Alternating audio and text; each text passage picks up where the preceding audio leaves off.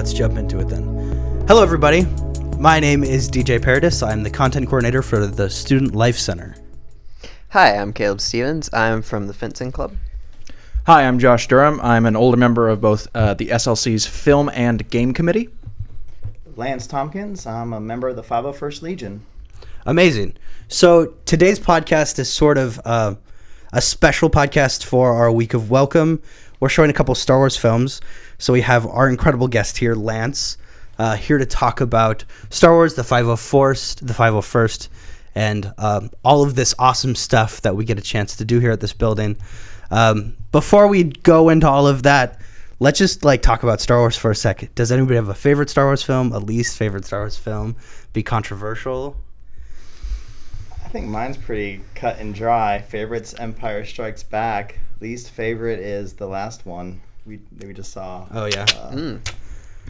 I'm even drawing a blank on the name of Last it right Jedi? now. Last Jedi. See, it was that last of my favorite. I can't draw a blank on the name. You ever seen Red Letter Media?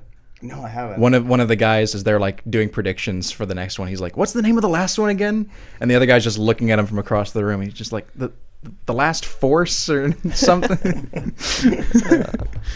Interesting. Go ahead. Do you have a favorite, least favorite? Favorite? Okay, so this is to get slightly controversial, but not entirely.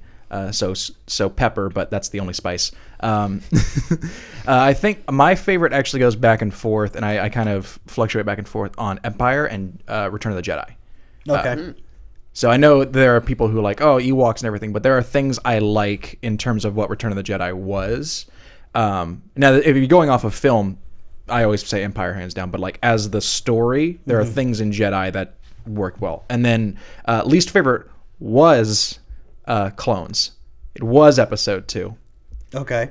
Not anymore. Episode 8 now is the least favorite? Considering I actually was doing research into why it was one of the biggest international bombs ever, yeah, you think you can guess what my stance is on episode 8? Amazing. Go ahead. Yeah, well, I'm going to have to disagree with you guys on my favorite one. It's going back to A New Hope, going back to the first one. I mean, can't go wrong with a classic. Trent. Yeah. But least favorite, that's kind of hard because there was stuff in Last Jedi that was rough. There was a lot of problems there. But nothing made me wince quite as badly as young Anakin and Phantom Menace. Ugh. I just can't get past young Anakin. Little There's great Annie. stuff in Phantom Menace, parts of it, but young Anakin. Yeah, man. I have to agree. My least favorite is probably episode 1. I recognize all the faults that episode 8 has, but I think the redemption scenes that episode 8 has outweigh the redemption scenes that episode 1 has. The fight in the Red Room is it's heavy. It's not the first time, but this new trilogy I like that lightsabers feel like they have weight to them, and that entire fight is cool. Yeah, the bombing run at the beginning was yeah. really cool too. That was pretty great. I do like episode 6 a lot. I feel like that's probably my favorite. So, yeah. Amazing. So for the Phantom Menace, who's worse, Jar Jar or Little Annie? Little Anakin. I'm with you on that. Yeah. I'm with Jar you Jar too. ain't that bad. I feel like I'll say it. I feel like Jar Jar has a lot of character, Jar Jar's the key to all of this. and Annie has no character. And then going deeper, Hayden Christensen, that's the actor's name, right? Not the little kid. That's That was the older Jake kid. Lloyd. I know. So, but what I'm saying is even his portrayal, I didn't like the way they told Anakin's story, and it's unfortunate because one could argue episodes 1 through 6 are Anakin's story. As much of 4 and 5 are centered on Luke, it's that is his arc. Yeah. I think it's funny. So my actual, what I think is the best character moment in episode 1, actually, and it harkens back to a lot of older films, there is no real dialogue happening in the scene. It's that one picture, and it's the one that everyone likes to throw up when they're trying to defend episode 1. It's that picture of Anakin and his shadow is reflecting on the wall of one of the houses on Tatooine, and it looks like Vader. That's actually really good character work. And for me, regardless of all the jokes about Jar Jar, I think in that kind of sense, Jar Jar is actually not a half bad idea. There are multiple bad parts, but There have been people who describe it, and this is my stance on it as well, is tweak him just a little bit, make him be like an actual like warrior, and he just speaks weird. And then it's like that's actually a fantastic character. But as he is, I can deal with him. Yeah, and all the conspiracies that surround him. Oh yeah, Darth Jar Jar. The real evil villain. Gotta love it. He's coming back, episode 9. Yeah, that wasn't Palpatine's laugh. No. Amazing. Cool. I feel like I'm really interested in what your work is with the 501st and like that whole scene, because this is totally new to me, and like Josh's intro to it is like him learning anything about it is the bare bones of what I know. Like I know almost nothing, so I'm interested in what you guys. It started out as Albin Johnson in 1997 basically just wanted to build a stormtrooper costume, and it wasn't movie accurate, but it worked. It's better than what you could buy at the time. And in the 90s, Star Wars they did the special edition, but other than that, there wasn't much content out there. Yeah. So he built his, and then other people were like, oh, that's cool, I want to do that too. And it started 1, started 2, 3, 4, and just kept on going. Now today we're over 13,000 members worldwide. That's wild. So it's blown up, and of course we've kind of upped our standards. Like you can't just go to like the Spirit Halloween shop and pick up a Jedi robe and boom, you're in. We do have qualifications, and a lot of it focuses on actually building the costumes as they're seen on screen. Okay. And to give you guys, for those who have not been made aware, there were, now Lance, check me on this if I'm wrong, but I remember reading actually a couple pieces that not a couple months ago, it was revealed that there were people from the 501st who were actually on the set who were kind of contracted as extras for The Mandalorian. That's true, yeah. Yeah. Whoa. That's wild. It's funny if you hear what people said about it, because it's literally they were called out for an event because they have set up for that where they're just like, hey, we need this many people out. We've got like a display going on. We'd like to have, I don't know, it was like 30 or 40 people come out, and they're like, okay, we can do that. And then they show up, and then they're on a movie set, and they're like, wait, what is this? It's like, oh yeah, this is the Mandalorian. Here's Pedro Pascal. He shows up in the armor. I feel like there's so much more paperwork that has to go into something like that. Like, did they show up and they just handed them like rights to be filmed things, and they were like, hope you want it? Like, I'll turn that away though.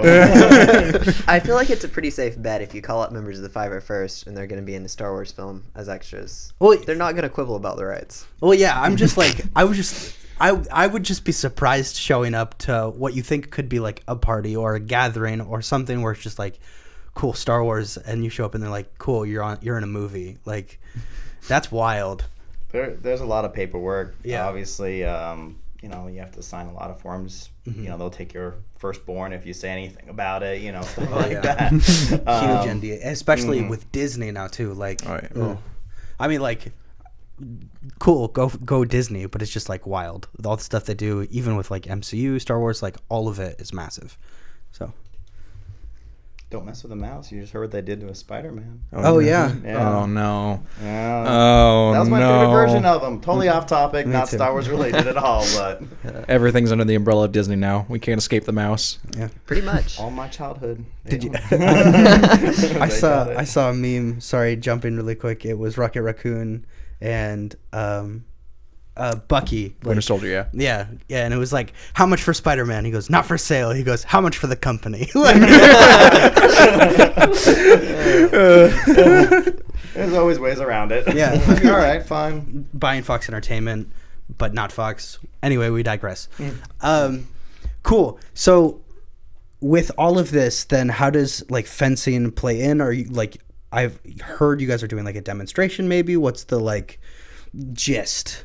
Yeah, so we're going to be doing a demonstration at some of the showings of Star Wars. Okay. Just, quick skit, very Disney-esque as we described it earlier in our chat discussing it. But basically just a quick lightsaber fight, have a little bit of fun, promote fencing a little bit, and it's a little bit ironic too, because actually in France they just added lightsaber combat as a form of fencing alongside the 3 official weapons. Wait, really? Yeah. That's awesome. That's so cool. Is it like, are there categories, or can it just be any lightsaber? So like a bow staff against like. So what I looked into whenever I found this interesting, because there's actually like there's a saber league, and then that got bundled into working with the actual French fencing group. Now the Saber League, please don't quote me on this, but from what I understand, they have like 3 or 4 variations, and they go from everything like basically like rapier and dagger fighting, to you do have double bladed. Wow. So you have like basically a staff, and I don't remember how it is actually with the French one, but I think they just have kind of like a standard 2-hand kind of. Yeah, I'm pretty sure it's a standard 2-hand grip, and they dim the lights for the competitions. So that's cool. That's pretty cool. They made a couple rules to make it more cinematic too. Like the blade has to come back behind a certain point before you swing, so you don't get just like tiny little flicking motions. You get big gestures of trying to hit each other. That's awesome. Yeah. I did not know that existed, and that's like a whole world that now I want to be involved in. Like, There you go. How do I do it in costume too? Like that's awesome. so. And you said you guys have done stuff like this before with not just Star Wars, but like other things. Like what other properties have you guys done? No, like real official properties. I mean, they did something based on Cowboys and Aliens a while ago. Somebody reached out to us and was like, "Hey, we're doing a skit on Cowboys and Aliens. You guys want to come promote fencing and do a little sword fighting?" So we were like, "Sure." Came down and did a little bit with that. That's awesome. Nothing as cool as Star Wars. Star Wars, the pinnacle of saber fighting, you know? Yeah, really. I mean, they had fencing experts do a lot of the lightsaber choreography and such.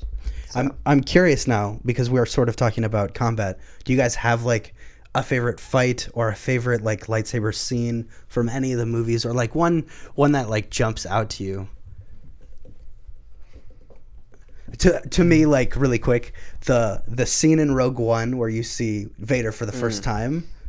I know it's not saber versus saber, but like him just like walking through the hallway, just destroying members of the rebellion is like brutal and really cool. I don't know. Yeah. So much fear is in that scene. Good sound design in movies is always pretty impressive to me, and that's an example of, that's just fear. Like you can feel the fear from all of them, especially that one scene where they actually start firing and you see the guy's face is like, he knows he's gonna die. You know. Well, and the one who gets like trapped behind on the other side of the door, and you're like, goodbye. You're gone. Yeah, legitimately. I like that one too. It actually made Vader look like what you would imagine Vader would be. Yes. Terrifying. Not just a 1, 2, 3 swings they had with Obi-Wan and A New Hope. Yeah. Pretty straightforward. But back then they weren't going for anything fancy. Yeah. You can definitely see they upgraded it through the prequels, and then even the new movies they've even upped it even more. Yeah. Yeah, CGI is wild now. It's amazing what you can do. You know, computers. Any other scenes that stick out? I gotta say the scene from Attack of the Clones where Count Dooku's going at it against Anakin and Obi-Wan, because I mean that's the scene my fencing instructor, our fencing coach, points out as like the cool scene from a fencing perspective in Star Wars, because you'll notice what Count Dooku does is he's got a different lightsaber. He's got that curved grip. Yeah. And so what he does is he uses much smaller, more refined motions. And everybody else is swinging around like crazy, and he's just like flick, flick, stab. And it's a more economy of motion and makes a lot of sense. Well, the thing is, I actually studied HEMA. So that was what I did. And for those who aren't aware, HEMA is Historical European Martial Arts. So it goes off of like manuscripts that people have recovered from digs or from research. Interesting.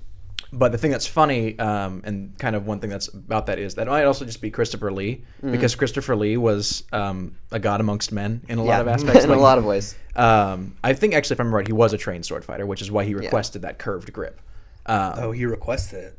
Yeah, well, Awesome. That actually happens a lot on the films. I know there's the infamous one of Samuel L. Jackson. Yeah, I want a purple lightsaber. Yeah, and then I want it with a certain phrase put on there that everyone says, I got a movie accurate purple lightsaber from Mace Windu. Are you sure it's movie accurate? Are you really sure?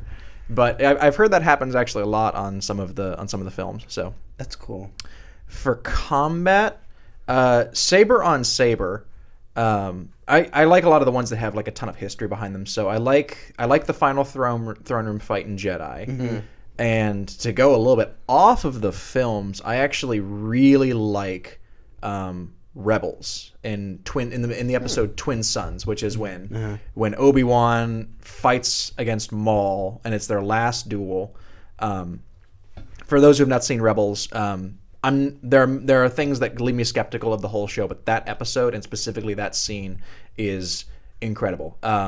There's a moment actually where, if you remember in the prequels, Obi-Wan has like this very strange stance. It's based on, there's like 7 forms of lightsaber combat, and his is based on 2, which is like a very defensive thing, but it's like a reactive one. So it's like a boxer gets really up in your face and then dodges at the last second.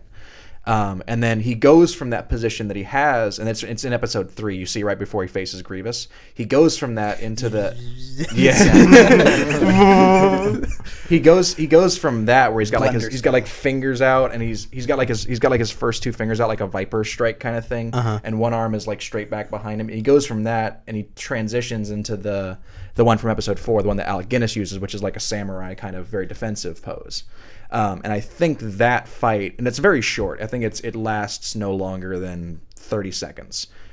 Just all of the stuff that happens behind it and what happens in the aftermath of the fight. I just love that. Yeah, I also like when they do stuff like that shows a connection between characters, because obviously there's 2 different portrayals of Obi-Wan in this moment by 2 different actors. So then they use a different form of media to show like different stances or like a transition from one mentality to another mentality. It's super interesting. I'm glad they're doing stuff like that. Do you have a fight scene or anything that sticks out to you? I think I have to say episode 1. The Maul, Obi-Wan, Qui-Gon Yes. When he first fight, shows up, yeah. When he pulls out that second blade. I just remember my first impression of when I saw that in the theater, and it blew me away. I remember seeing it as like seeing the commercials as a kid, because that's in one of the trailer spots, is him like letting go of the second saber, and I looking back, I wish that was not in a trailer. Same. Because that would have been such a cool reveal, like mid-fight, that he just like whips out a bow staff and you're like, what? Excuse me.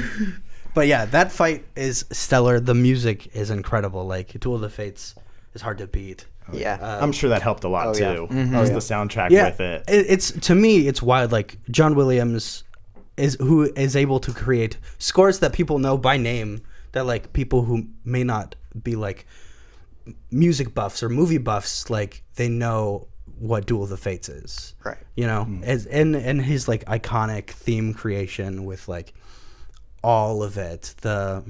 Not even just Star Wars, like Jaws, da da da da. You could do that, and people would be able to identify it. It's awesome. Yeah, honestly though, that's what Rogue One was missing. I thought Rogue One was a great movie, but its score did not compare to John Williams. Yeah, I could see that. It's hard to compete with the master. Yeah, it really is. And the thing is, like, even with the new trilogy, like John Williams still wrote themes for characters for the newer trilogies, and because it's based like on the same character archetypes, it feels much easier to like. It feels much more John Williams than Rogue One felt like John Williams. It's actually funny. So my favorite song or favorite kind of musical part from all of the newer stuff is actually, so there's the moment in Rogue One, which I don't remember the actual title of it, but I remember like a bunch of videos of it, and they call that track like Rage or something. Or like Vader's Wrath. It's something to that effect. Vader's Fists. But the one that I actually like is when The Last Jedi was, circulating the rounds, everyone's getting hyped about it.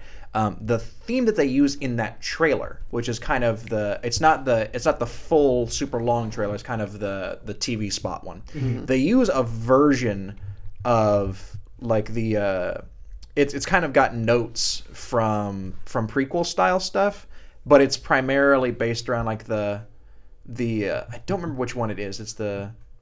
It's kind of like the intro track.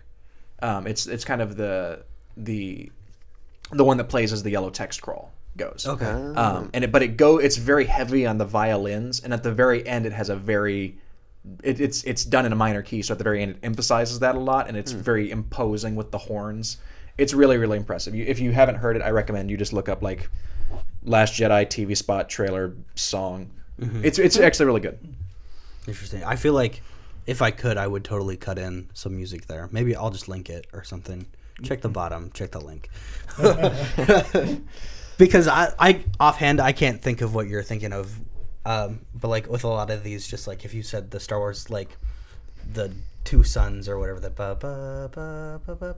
like that's so like iconic. And I mean, from the new ones, one of the bits I really like is Rey's theme. I mean, y'all know that. And actually, I got to have the opportunity to go to the John Williams concert, or Music of John Williams concert that the Boston Pops did here at FSU. Oh, that's awesome. Last February, I believe it was. Yeah. And at that, they said that John Williams actually was only doing the music for the sequel still because he really liked the character of Rey and liked that theme. So that's a cool little fun fact. I had no clue. I think what's cool about what he does, not cool, but like what's interesting about what he does now is that's all he does. He writes themes and then he gives them to like an orchestrator who then like writes full scores. But I'm glad it still has like his touch. Yeah. It's nice. Anything else for Star Wars? Like, what do you guys want to talk about for Star Wars? I'm interested. The Knights of Ren are actually named now. Oh, they are? Yes. Wait, when they're was not that just released? Skull, Rogue, Huh. all of the crazy like Axe, I think is one of them. Yeah, they have actual names now instead of like the code names that they had back in Episode 7. There are 15 seconds of screen time. Yes.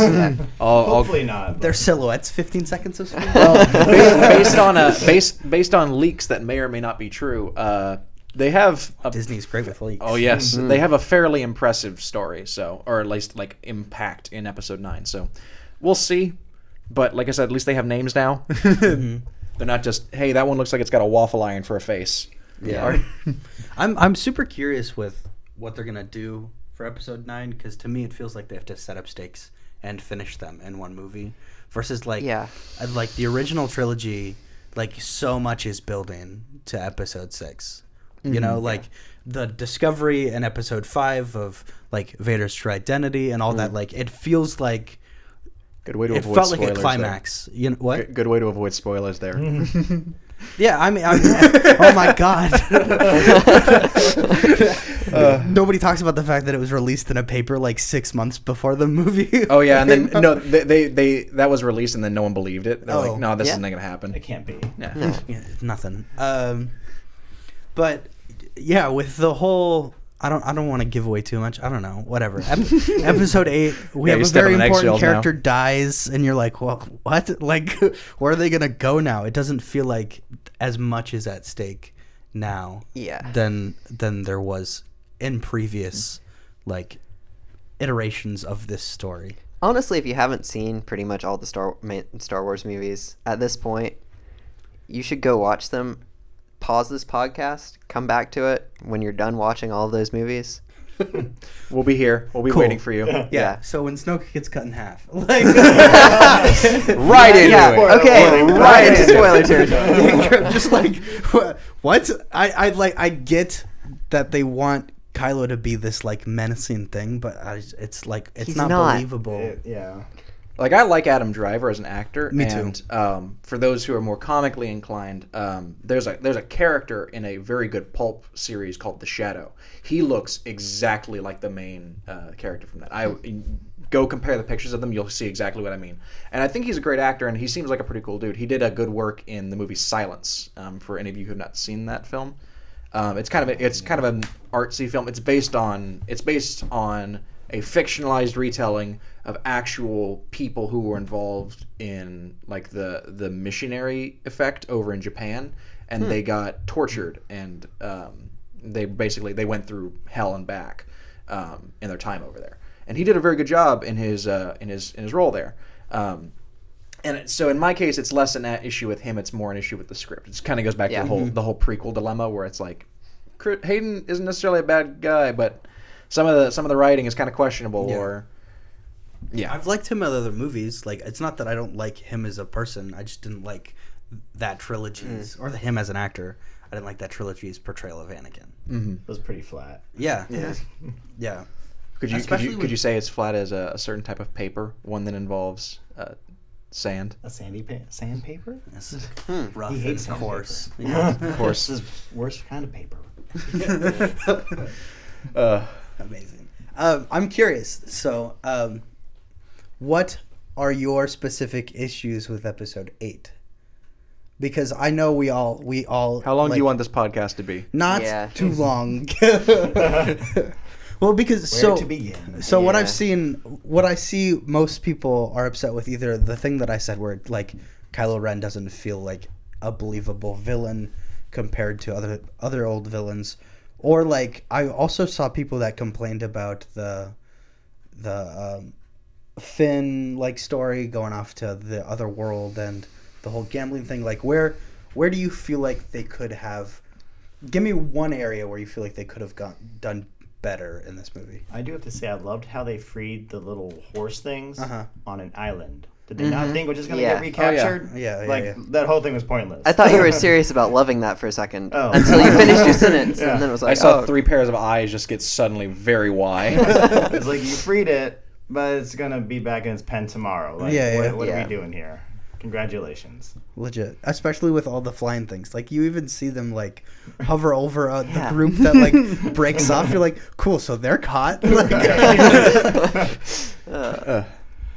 I think a lot of it is JJ did such a great job at starting storylines in The Force Awakens, setting things up to be later explained. Like there were so many questions. He didn't answer much, yeah, but there were a lot of questions. And in the next movie, we got answered none. And then what we did get answered now has to be, I guess, a retconned, or not everything appears as it seems. yeah, So I feel like all that was for nothing, and now JJ has to go back and try to re-add that while still respecting what was already done. yeah. So it's going to be hard. I mean, his hands are obviously tied, but if anyone can do it, I think he can. Yeah, I have high hopes for it. Like, it's still a Star Wars movie. I know, like, I'll enjoy the first watch, and then looking back, like, that's when I'll be over analytical. Oh, yeah. Like, I'll Yeah. do my best to suspend disbelief and just, like, accept whatever happens. And that's what I did with 8. And then watching it another time, I was like, well, I mean, there are issues. And then watching it another time, I was like, yeah, there's definitely issues. Like, you know, you can only do so much. I mean, overall, it just had so many plots that went nowhere. You know, at the end of the movie, nobody's really accomplished anything useful Yeah. throughout the whole movie. I mean, the most useful thing they did in the movie was blow up that giant ship at the very beginning of the movie, and that was the thing they said was a mistake. I think that was my favorite scene, though. That was a great scene. I love how they had to put a disclaimer in front of the movies. Like, after it was out for a couple weeks, the sound does not go out. There is a scene of pure silence. And Yeah. Because I guess people were complaining, like, the sound's going out. Yeah. No. No, that's like, supposed to be. and that sort of exemplifies what space combat should be technically. Like, Yeah. space combat should be quiet. So that moment where it's just like stark silence. Like, I think that was a moment where I felt the entire audience go, like, take a big breath in and just like accept it. You could hear Yeah. a pin drop in Yeah. the theater. Yeah. Legitimately. Oh boy.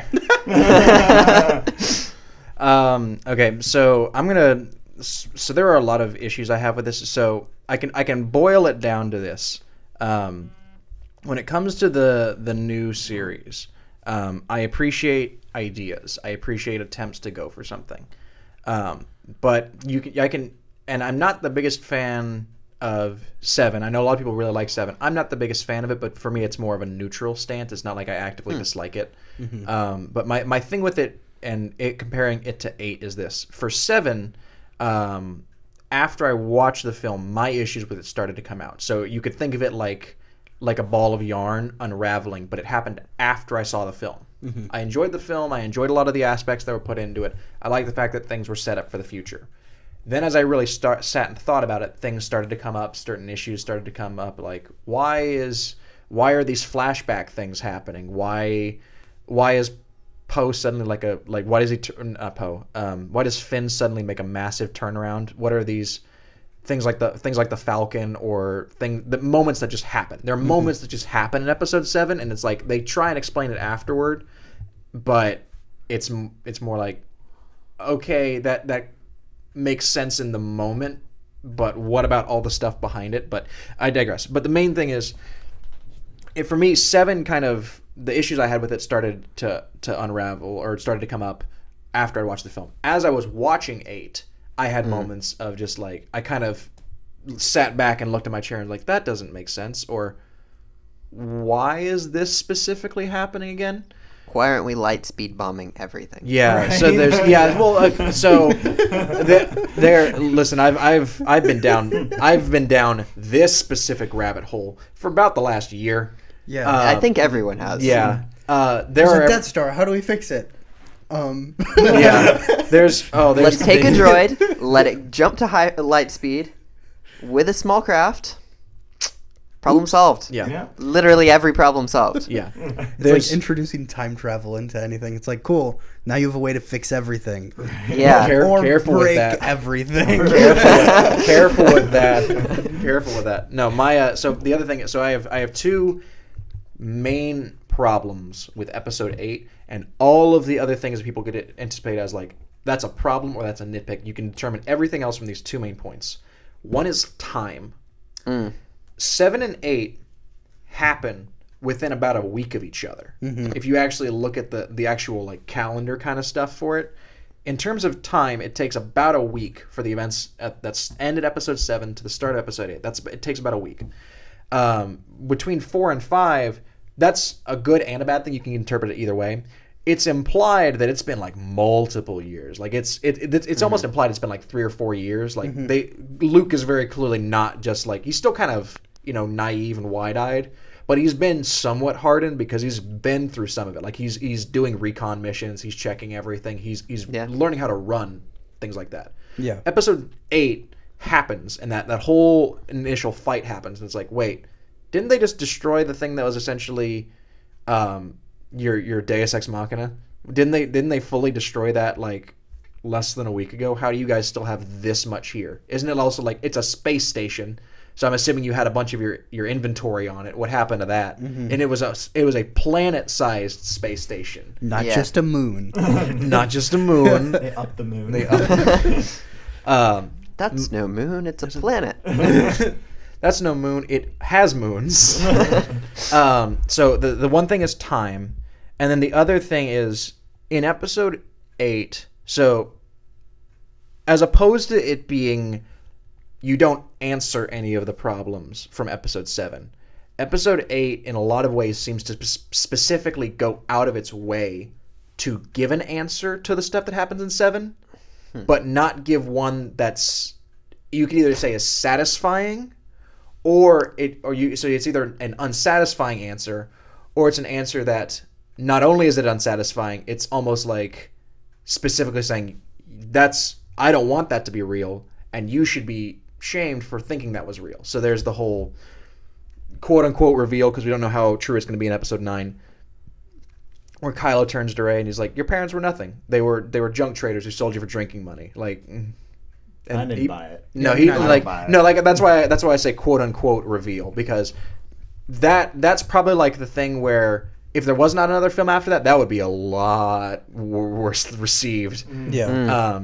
If that was like one of the last lines in the last film, that would have been far worse. But stuff like that, or like Luke being specifically, I came here to end it. I came here to just live out my days and say, forget everything else in the galaxy. I mean, which, spoiler, he did. Kind of, technically, yeah. He did die on that planet. Or he did transform or transcend his physical body on that planet, however you want to call it. This Force ghosty. Like, now he gets I'm sparkly shiny. I'm going to use an 8th level D&D spell called Astral Projection. It allows me for the next 10 minutes. Honestly, though, that scene is really cool. Yeah. The Twin Sons one? Yeah. No. Is that what it's called, Twin Sons? That moment is also like kind of called like the Twin Suns reprise. It's just that moment where he like comes back to. Oh yeah. He comes back to the planet and the suns are setting and Oh he's yes. just like. Well, yeah. I was more specifically talking about the like engagement with Oh, Kylo yeah. Ren and the like the. The gorilla walkers. Yeah. That's what they call those Yeah. ones. Yeah. I thought that was cool. I honestly like. I would have loved it even more if it didn't keep cutting back to Kylo Ren, being like, "Keep going." So if it was just the hammering of like Oh, all yeah. the lasers at I that feel one like somebody location. could make a really good cut of Last Jedi by like cutting everything but Rey's storyline. And like just barely enough of the other storylines that are going on so that you know they end up on the planet. Oh, it's like episode 5. Yeah. Yeah, pretty much. Exactly like episode 5. No, actually, that visual that you were referring to, because it's like I was thinking that was what you were referring to, but I wasn't entirely sure. Him passing though that because it is a reprise of the double sunset or whatever. It's beautiful. But yeah, that moment where it's just all the walkers just lighting up, and for the whole like it's salt. Oh yeah. Instead, we got to make sure that people say it's not Hoth, it's not snow. Right. We got to make sure it's very Yeah. clearly salt. That the fact that it's like it has that visual of like, hey, there's more colors than brown, green, white, a little bit of blue. There's like very stark color stuff. I like that. I like the fact that was done. I liked that visual of it's like The red. the cameras behind the walkers, and it's just this huge plume of red smoke. Is like that's actually pretty cool. Yeah. But the whole planet's still like one biome. Just Yes. keeping that clear. Oh We yeah. like yeah. our one biomes. Yeah, even That's how planets work It in Star is. Wars. That's even just our, how it even our is. fake planet, even the fake Death Star planet is just snow still. just Yep. snow. Even It's though just a for tundra. some reason it still has like an ecosystem on a man-made planet. Yeah. Don't talk about that. Shut up. It's snowy. I thought it was a converted planet. It was a converted Yeah. planet. Oh yeah, Yeah. You're right. But the fact that if they have like all that metal paneling underneath, how do the trees grow? Yeah. How do Topsoil. That's- They Yeah. did a nice layer of topsoil. Spare no expense. You know, a tree It's can a grow on a garden, rock. Hey, this is not a crossover podcast. Easy there. Love it. Cool. So I am interested in like if somebody were to want to join the 501st or be more involved, how would somebody go about doing that? We have forums online on our board. Okay. Usually they're set up by the local garrison. So for Florida, it'd be fl501st.com. You can create an account there and kind of just introduce yourself and talk to some of the members and get involved. And of course, a lot of references on actually the 501st website itself, 501st.com. A lot of costume references. You can see what goes into building a costume because there's a lot of criteria. It's not a simple, okay, well, that's a white plate. There's a lot of details in there that we look for. Yeah. As I've found out. Yeah. Yeah. I mean, for those of you who don't know, Josh is building something which we can talk about in a sec. It's kind of awesome, but go ahead. But yeah, we don't have a monthly fee. There are no dues. It's a total. All we require is that you have a screen accurate costume and what we call troop, which is basically attend an event once a year. That's the only requirements to be a member. Okay, cool. And you do events from local conventions to children's hospitals to working with different charities to doing a movie at the SLC. So I'm just throwing that out there. Weird. Why are we throwing that out there? Working with used to be Star Wars weekends at Disney World at Hollywood Studios. Wait, that's you guys? They brought us in. We were the only group that's Disney awesome. has ever actually brought into the park to work in a fashion during their parade. That So was we what were- I. Sorry. Oh, we were actually in the parade. They brought all the members in, and 3 times a week for 4 weekends, 5 weekends in a row. We would march on Hollywood Studios down the main corridor listening to the same music over and over again.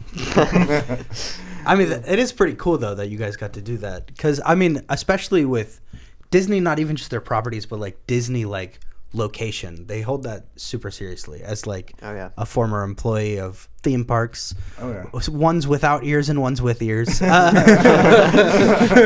It's pretty intense who they let in, so that's awesome.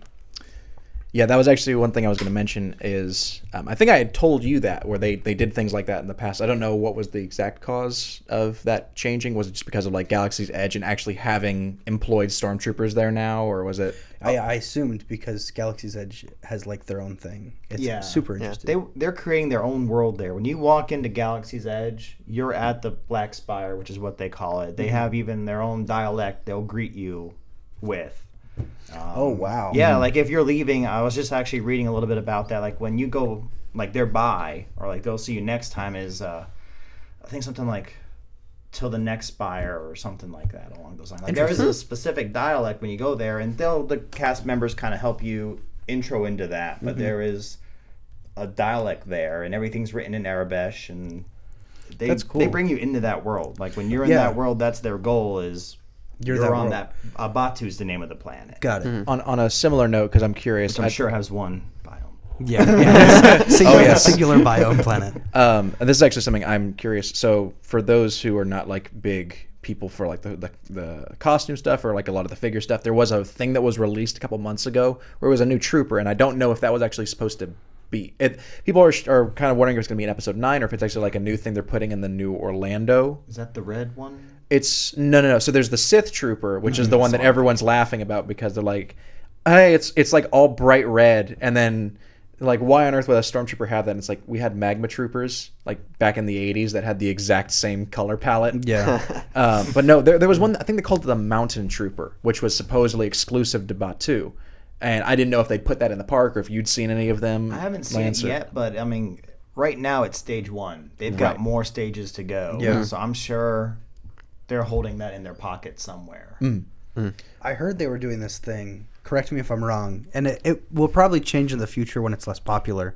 But I heard that when you enter, you're given like a time, basically. Yeah, I've heard that too. Yeah. And then I mean, like you can try to stay past your time, but like you can be escorted out by stormtroopers. I think that's just to get more people able to see. I think they're because phasing it's out after popular. the summer ends. But I think that is such a cool idea because I don't know if their goal is similar to that of like what Universal did with Harry Potter. Yeah, the second Harry Potter one though, where you enter and you can't see anything else. Oh I'm yeah, blanking. yeah. Diagon Alley. Thank you. Oh, yeah. That's I'm it, sorry. yeah. Where like you enter this area and you're in a world. Like if they're doing stuff like that, any form of immersion is just another level. The whole dialect thing plays into it. I would love if they kept doing that because I would want to show up when I can get kicked out by a stormtrooper. Like I want that. I want the full experience. I know they have like someone who, or I've seen a video at Disneyland where they have like a guy who's playing Kylo Ren and he gets up in front of like a TIE fighter and he's essentially doing SS speeches in front of everyone with a bunch of stormtroopers guarding him. Wow. It's like, well, that's immersive.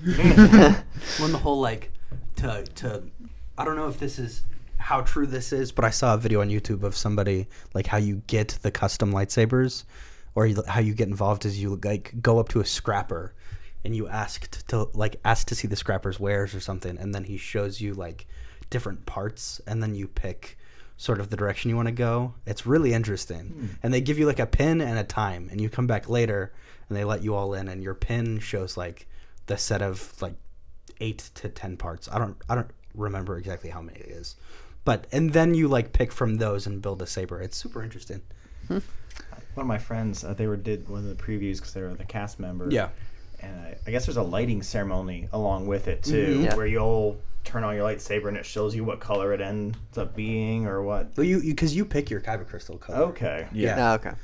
Because when you buy the saber, I think it's like $150, which is like 200. Is it 200? 200. It's 200 with the sleeve or whatever. You have to put it in a sheath as well. Like you can't have it in the park because it's like a weapon.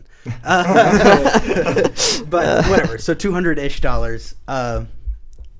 comes with the kyber crystal, a full blade, and like all of your custom parts. They're metal too. Apparently they're heavy. Whatever. No. I heard they're decent quality. Yeah, I heard they're great myself, quality. I've heard kind of hit or miss things, but I've heard that the general standard is they're pretty good. Okay, cool. Especially for being $200. Like you can see some Ultra Sabers or some who's that group that actually like makes them custom for you, and they have like there's whatever they're called. Not Saber Saber FX. Saber FX. Yes, I was thinking, seen those. It's not Saber Forge, it was Saber FX. Yeah. They'll just make you. They have like a set of 10 or 12 presets, and like you can build off of this frame whatever you want. You want a Rancor tooth? Great, put it in the hilt. Yeah. I think it's super cool. Plus, then you can buy individual Kyber crystals. So, each saber has like a slot that you can open up and put a different Kyber crystal in. It changes its sound, its color, like full. Like it goes ham really. And then we sort of touched on this earlier. The way they're selling them now, I don't know if it will change. Is each crystal comes in a canister, and if you buy a red Kyber crystal, there's a chance it's black. And then that like it's still red. The blade is still red because you can't make a blade shine black. Like you could use a black light, which we would be Dark pretty Saber. cool. This ain't no Clone Wars Yeah. Dark Saber. But it changes its sound too, apparently. So it's super interesting. And you can like hold up your phone to the black. Right now, I don't know if it's changing. The packaging will probably change. And if like you can see through if you hold the flashlight on your phone up, and like you can kind of tell if it's red or black. So people just like check until they find a red. Those are quite a step up from the old build your own saber kits that used to be at like Walmart. Yeah, and all. the like $30 ones or whatever. Yeah, I had one of those, but it did change the sound when you changed the crystal out. So that's still you know, They started the concept. yeah. Cool. So really, sorry, we ventured away. Tell us about what you're building right now, and if you have any builds or anything, I'm super interested. All right. So, long story short, for those who are either like new to the university or have not been made aware of certain things, there is a place here on FSU's campus called the Innovation Hub. It is now in the place of what was once the Goldstein Library. It is right across from the Landis Halls, place where actually people stay on Landis Green. If you go to the immediate left after going out the front gate, you'll see it. It's across from Chick-fil-A. Yeah. Yeah. So for those who are interested, now you know where it is.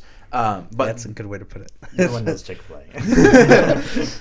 but the thing that's funny about this place is that it's kind of, when you think of just like a tech hub, it's called a maker space. That's kind of the general catch-all term for what a place like this is.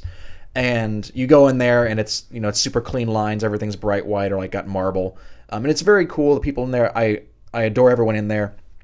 Much love to everyone. Ren, Eric, Ken, all the people who are working there as interns. I love you guys.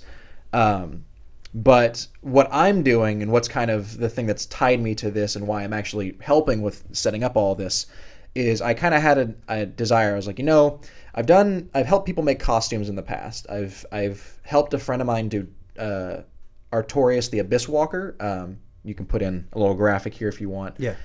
He's a character from Dark Souls, but everyone knows him, everyone loves him, and he looks really impressive if done right. And I've done things like that before. I helped. I had a good friend who looked exactly like Mercy from Overwatch. So very tall, very long blonde hair, and I helped her make the whole like wingsuit for that. I did some LED lights that actually lit up, so whenever she made a specific movement, it would like trigger a switch in the back.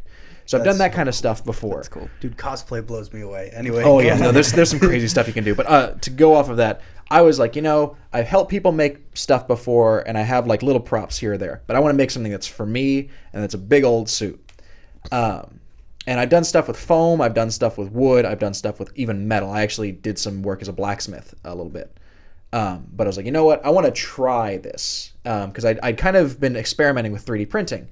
And 3D printing is actually a huge thing over at the Innovation Hub. They have somewhere between, at least at any given time, considering so many people print, sometimes the machines go down, but they have anywhere between 15 to 20 3D printers going at any time. They've just got a wall of 3D printers. Oh yeah, no, it's you go in and awesome. there's a bunch of desks and a bunch of workstations, and then there's what's called the Fab Lab, which is just a whole wall on one side of 3D printers, a central desk where you can basically be sanding, chipping, any of that. And then against one wall there's like a soldering iron set up and some Dremels and some drills. It's essentially a workshop. Mm-hmm. but a little cleaner looking than a normal one. Because it's plastic. Yes, Mostly. mostly. There's some wood soldering and stuff like that. But to continue with that, last summer, about like end of July-ish, was when I'd actually really seen it, because they had opened in spring, but it was still very new and not many people knew about it. But they were kind of just trying to outreach with this, and this was still when it was extremely quiet over there. So I go over and I'm like, hey, I'm interested in seeing what this is. Can you give me an idea? And I go around, I do all of the walkthrough, and they show me everything. I say, okay, what if I wanted to do a print? And they gave me like the small little spiel. And they'll give that to you if you happen to go by. Basically just like the general rules, like no weapons, nothing obscene, and then just make it, don't use it as like a machine shop. Don't like just make the same thing over and over and try to like sell it or anything. If you do, bring your own filament. But but outside of that, they said, yeah, we can basically do anything you want here. So I said, what if I wanted to do like a part of like a suit of armor or something? Is like, would you be able to do like a section of it? Yeah, I could. Would I be, if I can print like a section of it for free and then just show you guys how it works, would I be able to go off of that? Sure, go on ahead. So I start kind of investigating, and I'm like, I don't want to do something standard. I don't want to do like an actual suit of like metal quote unquote armor. I don't want to just do like a King Arthur or like an Excalibur based thing. I want to do something that I really like. And for those that know me, or for those that especially recently have found, I'm pretty big into Star Wars, and especially who would have guessed? Oh, We're all no! surprised. What a surprise! That's a real spoiler right there. I'm recording the wrong podcast. Hold on. But I really like a lot of the stuff, and my thing was I always liked the Stormtroopers. I always thought they were a cool idea. The concept of them was good. I'm a big person when it comes to film. My big things in film are good lighting, like good lighting effects, good sound, and obviously the story is bundled into this as well. But like for me, selling the place, selling the world that you've created in a film is good lighting and good effects with it, some kind of good music to set the atmosphere and the tone, and then good set design. Any kind of really impressive prop work. The guys at Industrial Light and Magic have held my heart for many a year from some of the stuff they have done. It's so amazing. But even back then, when George was starting out in the late 70s, and he was just like, I want to be able to make these things imposing with as little stuff as I can possibly manage. But I'd always liked the concept of the Stormtrooper and the look of them. I was like, you know what? Okay, I'll look into this. I can do something like this, definitely. But for me, what I've always found awesome is all of the stuff that spins off of it. So I don't like the basic form. I like the snow troopers. I like the scout troopers. I like the sand troopers. All of those kind of offshoot ones. It's like those guys seem pretty cool because they're like a specific thing. They're not just the regular shock troop kind of stuff. So I started investigating, and so this was late. This was kind of late summer 2018. So I was like, I don't want to do any stuff from the new films because to me that looks too clean. I want to be able to do something I can make look kind of gritty, and it's been through a lot. And the new films for me didn't really have something like that. So I went back and I was like, I really want to do some of these older designs, but I don't want to necessarily do like a clone, at least for the moment, because that was still kind of sketchy for me. I just didn't necessarily feel that. I've definitely changed now. Some of the clone work, if I don't know if you put in like a graphic or if people are interested, they can look it up themselves. The clone kind of division of the 501st, you have some crazy things people do in that. That's some of the people basically make it actual armor. Like it can deflect some impressive stuff. And it looks fully accurate. It's fully beat up and scratched. Some of the pauldrons, people actually coat it, and they don't coat it with paint. They coat it with truck liner. So it's like a super heavy duty rubber. Mm-hmm. So it's like, we don't feel anything if you hit us. It's like some of the clone stuff is impressive, but at the time I wasn't really into that.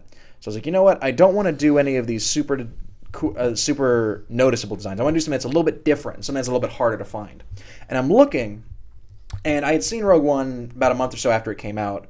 But I was looking, I was like, I like a lot of the Rogue One designs. They kind of have, they harken back to that old design, but they're definitely different. They have something else about them. Like new retro. Yeah. Yeah. But they had that kind of look that I liked. And I went back and I watched the film because I was like, you know what, I'm probably going to try something from this film. I think I'll do one of the ones from this. They look pretty cool. There were the Death Troopers, which are those fully black ones with the kind of weird vocal scramblers. We they exist, whatever you want, I guess. But there was the Death Troopers, who they looked really cool, but for the stuff that I had, which at the time was pretty much, I'm just 3D printing. I don't know if I can do like a pauldron, a holster, the blaster, all of the ammo pouch. I didn't know if I could do any of that. So I started looking, and I looked through a couple of the other designs, and there are two that really stick out to me.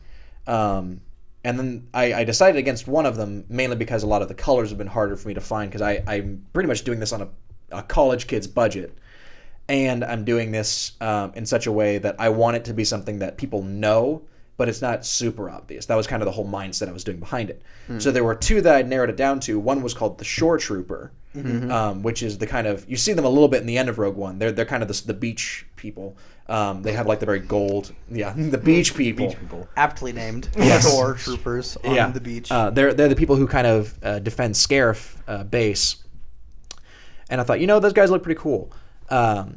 But they seemed like there was a lot of other stuff that could be done in there. There was a bunch of different variations, and at the time I kind of just started looking into the 501st, seeing what was available, and then I was just like, there's so much stuff that goes into like, there's like a grunt or a medic or a captain, and it's like, I don't want to worry about having to do all that stuff. I'm just gonna table that one. I might do it later. That's even harkening to like clone stuff, because all the clones, it's like it's one piece of armor, but like attachments or like different colors. Do you have colors like identify who they are or what their ranking is? Yeah. So I decided off of the Shore Trooper, and I'm like, you know what? I think I'll do with this. And the one I decide on is Wait. What? We got to build suspense a little bit more here. We've been waiting to hear what this is. Yes, so. I've been as long-winded as the actual opening crawl in a Star Wars film. Please leave that in. I'm begging you to leave that in. But the one I end up deciding on is actually a variant trooper called the Tank Trooper. Yeah. More specifically, the Tank Commander. And you'll probably see what these look like. I'm gonna make your job real hard, DJ. But these are them, and you see them for a very brief time in the film, but they have a couple scenes where they stick out. Like you know what they are. And they're on Jeddah. They're on kind of the place where Forrest Whitaker's character Saw Gerrera is kind of holding a rebel cell. And just something about them looked really cool to me. And I happened to find all of the info and all of the files to do all that because of some great work that was done by people in the 501st. You good? Yeah. Okay. Sorry about that. But no, I found all the files, and I was like, these guys look really cool. They have, for me, like a helmet design is always really cool, so that's why I liked the Scout Troopers. I love that design. And then I saw the Tank Trooper, was like, that ain't half bad. So I'm going to make this whole suit based on that one cool helmet. But I decided to go for it. I run the idea by the people at the Innovation Hub, going all the way back to that. I run the idea by them. They say, yeah, we'll let you print the helmet. It's kind of a cool tech thing for us. It'll be the biggest thing we've printed so far. We'll let you go for it and do it. I was like, okay. So I print the whole thing. It takes a week on 9 printers. Wow. But I do it. And they get a bunch of... Just the helmet? Just the helmet. Wild. But they get pictures of it and everything. They're like, oh, this is really cool. So are you just going to leave it as is? No. At this point, I kind of the making bug had caught me again, and I was like, you know what? I'm actually, because I'd kind of gone back and forth over the time I was making it, if I was going to do just the helmet and like clean it up and have it like on a rack somewhere, or should I do the whole suit and go through that whole process? Yes, the answer is yes. The answer is most definitely yes now. And seeing what you've given, like seeing what you've shown me, different pictures, like all the different pieces and where you're at now, it's wild. Like the stuff you can create, not even just with 3D printers, but like the stuff people fabricate. We were talking about cosplay. It's insane. I'm super excited to see its finished product. Do you have any idea like when you'll be there? I know you're waiting on boots from like Chile or something like that.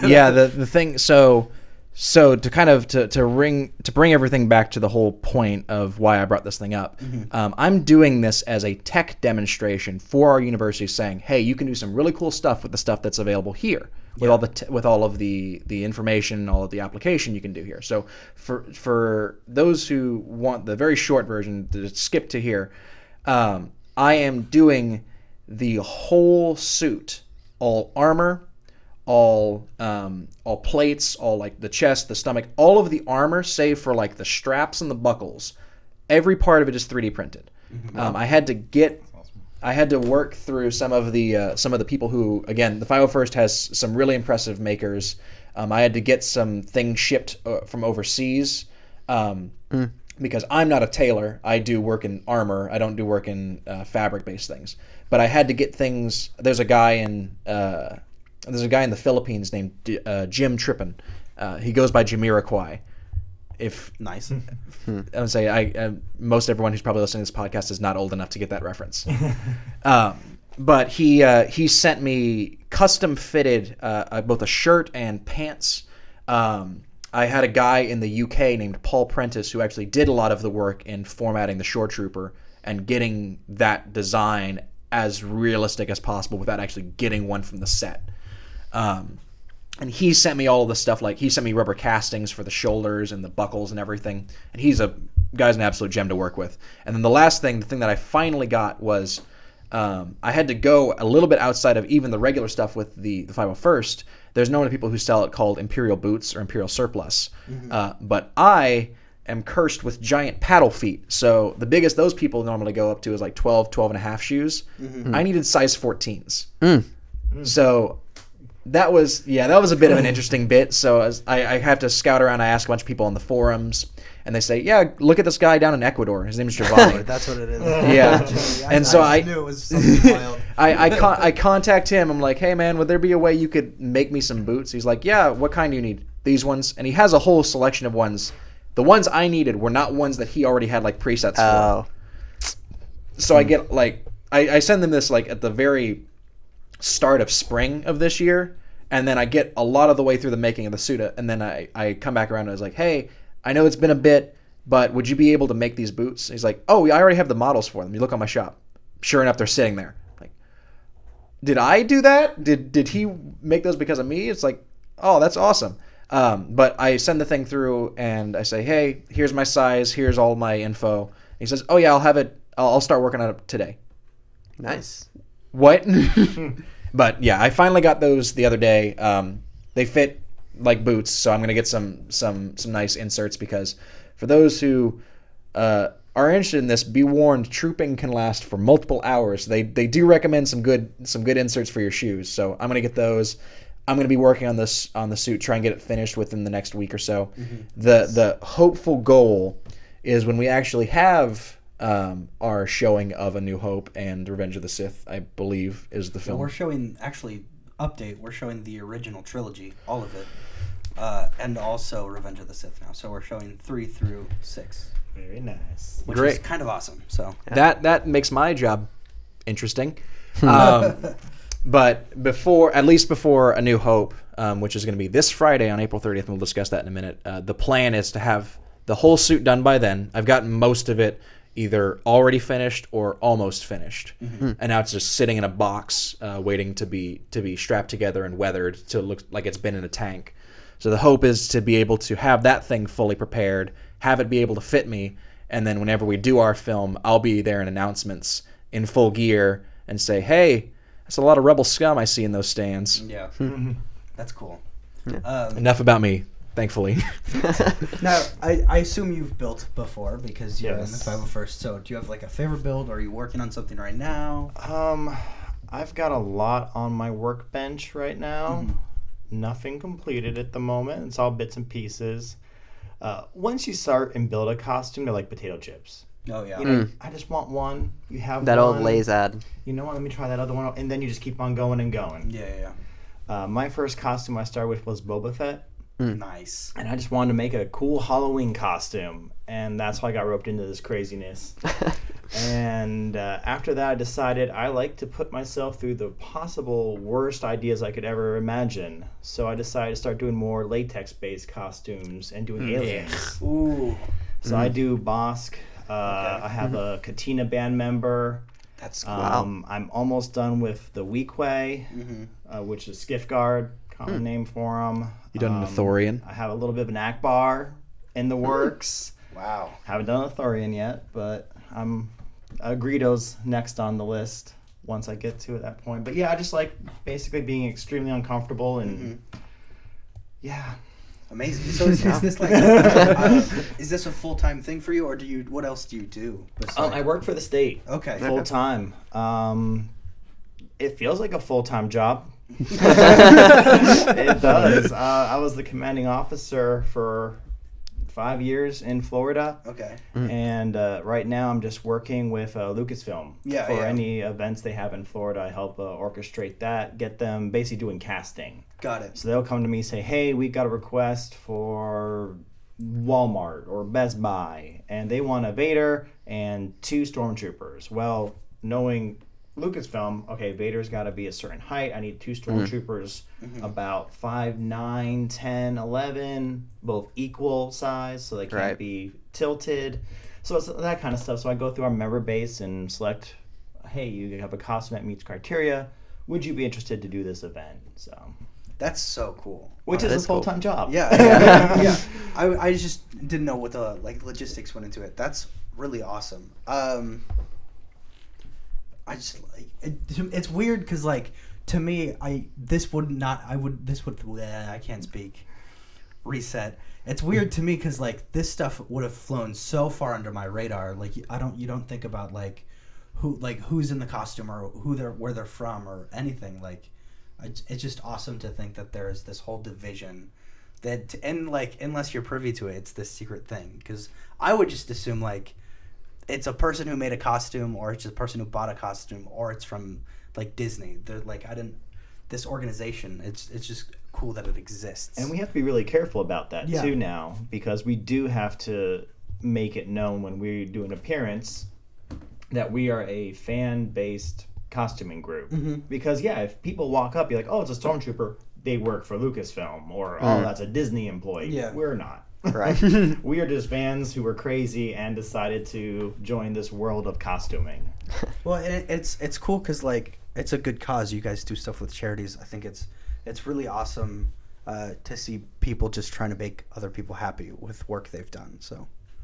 Oh yeah, it's between working with children's hospitals. We do a lot with the Give Kids the World down in Orlando.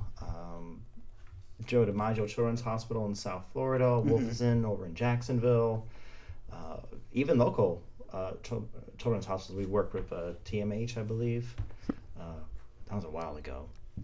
That's cool. Yeah, I mean, just the reactions of, you could have a kid who's sick and they're not feeling too well, but they have Chewbacca walk into their room. It's the best day ever. Yeah. It just can't, it just turns their world around. That's cool. Pretty amazing to see that in person. The mic. Yeah, sorry. We're reading a little quiet. Sorry. You're good. Trying to reset everything. So as for the showing at the SLC, sort of to round this up and finish it up and bring everybody into this conversation, do we know what's going to happen? Are you going to be the only one there, or is there going to be more? What's the... We may have a few special guests. Okay, cool. If I have to cut this, I can cut this. As far as I and my compatriot here have been fully in the loop, I will be doing announcements in my full gear. There will be the lovely people at the fencing club doing their demonstration right before the film starts as kind of an effect to... And they will be in seriously not 501st costume is the plan. So robes. I don't know. Yeah, look over the random people in the Jedi robes / bathrobes and, holding toy lightsabers. That's probably us. Or some of you guys. So amazing. But yeah, from what I understand, I am going to be doing announcements in armor or not. There will be a few special guests. at least before one of the showings. Fingers crossed. When I originally helped try and schedule all of this stuff with the 501st, we were still kind of up in the air about which films we were doing. So now that that's been set in stone, I know we're actually doing the whole original trilogy.